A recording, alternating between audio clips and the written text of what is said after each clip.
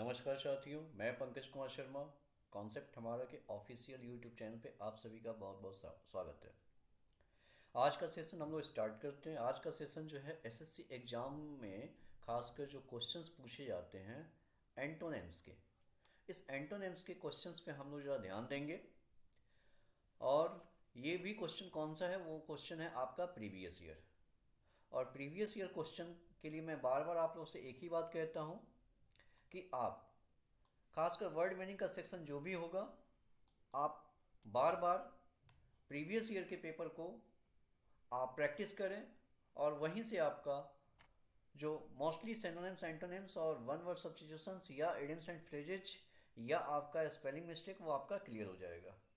ठीक है, क्योंकि क्वेश्चन रिपीट होते हैं और यहीं से आपका क्वेश्चन आ जाएगा। तो आज का सेशन स्टार्ट करते हैं। आज का सेशन जो है होगा वो है आपका कौन सा, एंटोनिम्स। और वो एंटोनिम्स भी कौन सा, खासकर प्रीवियस ईयर में जो क्वेश्चंस पूछे गए हैं उस पर हम लोग एक बार फोकस करते हैं। तो सबसे पहला है आपका यहाँ पे एरिकैन। एरिकैन यानी कि अब इसका हमें देखना है, एंटोनिम्स का मतलब होता है अपोजिट, उल्टा। तो एरिकैन यानी एन के मतलब हमें ये देखना है इसका हिंदी मीनिंग पहले क्या है। हिंदी मीनिंग इसका होता है गुप्त, या इसे बोलते हैं रहस्य।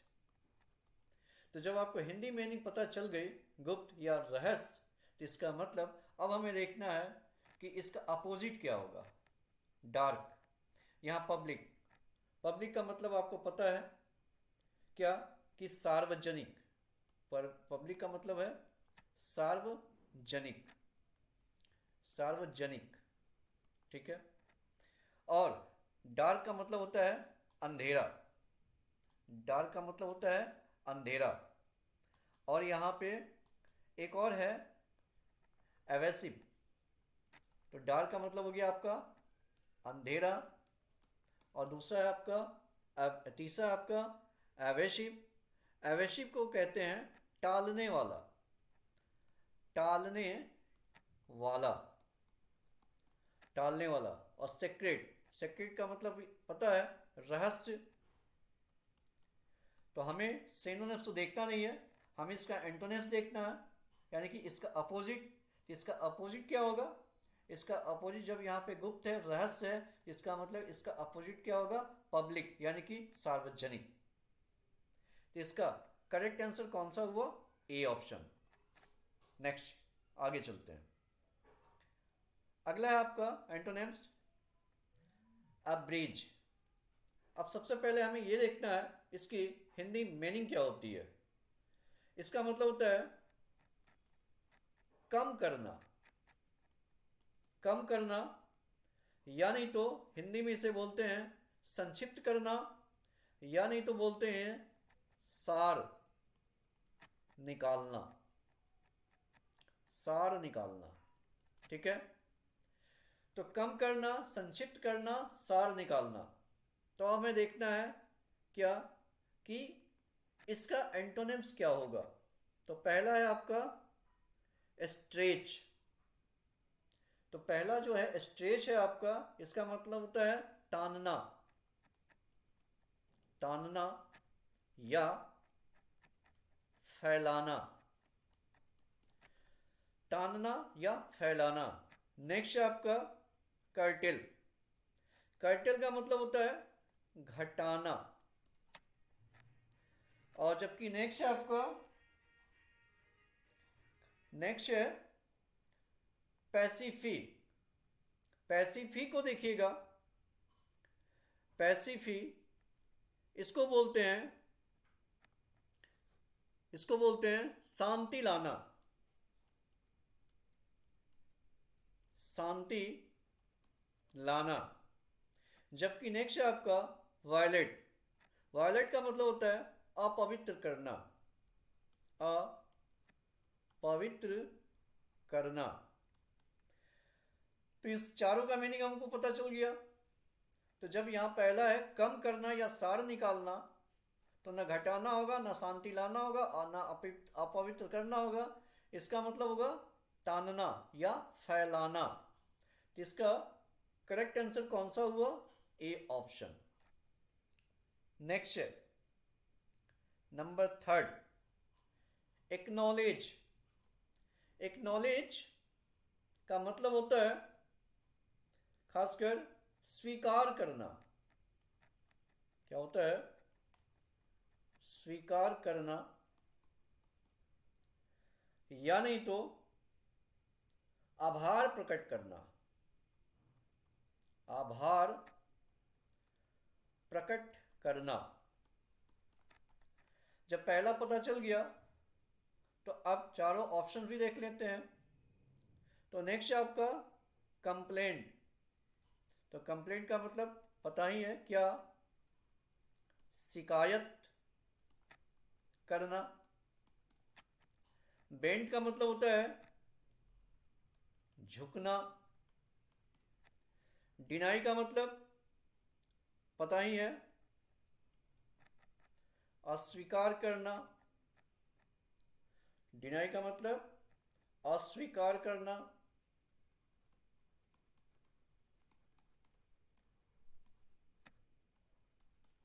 या नाकार देना।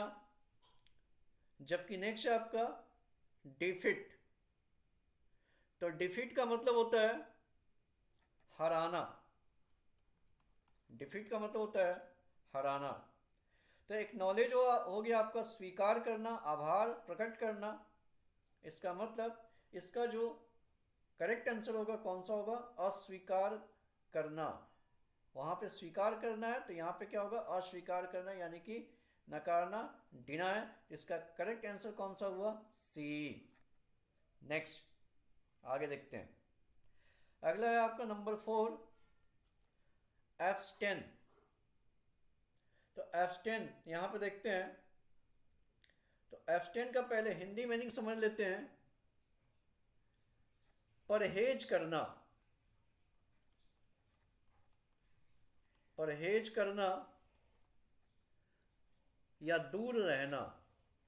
या दूर रहना। अब इसका देखते हैं इन चारों का भी क्या होगा हिंदी मीनिंग। पहला है आपका परस्यू। तो पहला जो है आपका परस्यू है। तो इस परस्यू का हिंदी मीनिंग क्या होता है यह हमें समझना है। जारी रखना। जारी रखना। जबकि नेक्स्ट है आपका इग्नोर। यानी कि इग्नोर का मतलब ऑलरेडी आपको पता है, ध्यान नहीं देना। ध्यान नहीं देना। जबकि नेक्स्ट है आपका क्रिएट, बनाना। फेल का मतलब पता ही है, हार जाना, यानी कि पास नहीं होना। तो एब्सटेन का मतलब हो गया परहेज करना, दूर रहना। तो अब हमें देखना है कि इसका रियल क्या होगा। तो पहला है आपका यहाँ पे जारी रखना, दूर रहना। यहाँ है दूर रहना और यहाँ है जारी रखना। यहीं पे पता चल गया कि इसका क्या होगा अपोजिट ऑप्शन, जारी रखना यानी कि परस्यू। तो इसका करेक्ट आंसर कौन सा है? ए। नेक्स्ट है आपका एवर्जन। एवर्जन का मतलब होता है विरोध।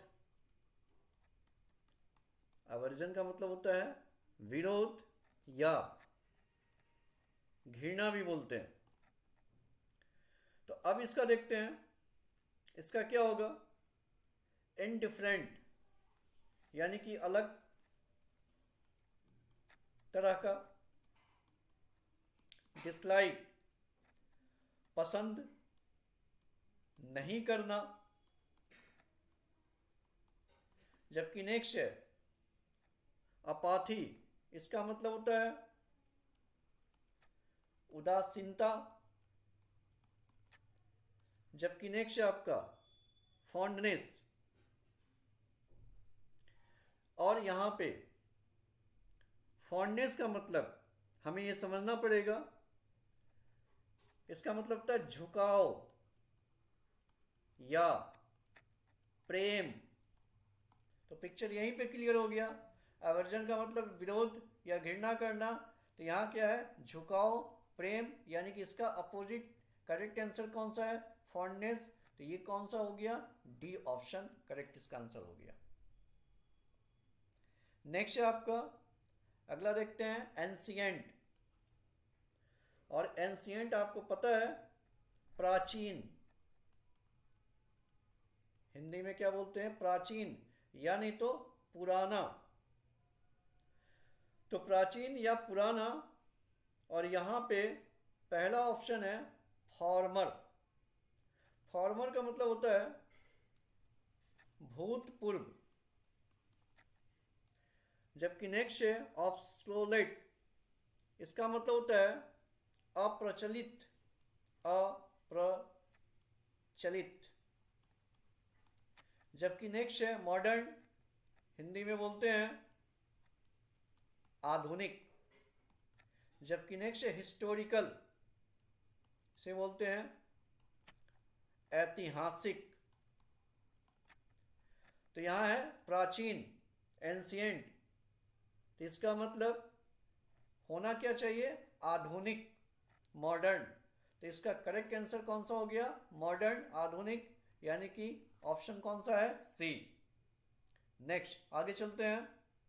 अगला एंटोनिम्स है आपका एली। एली का मतलब होता है मित्र देश।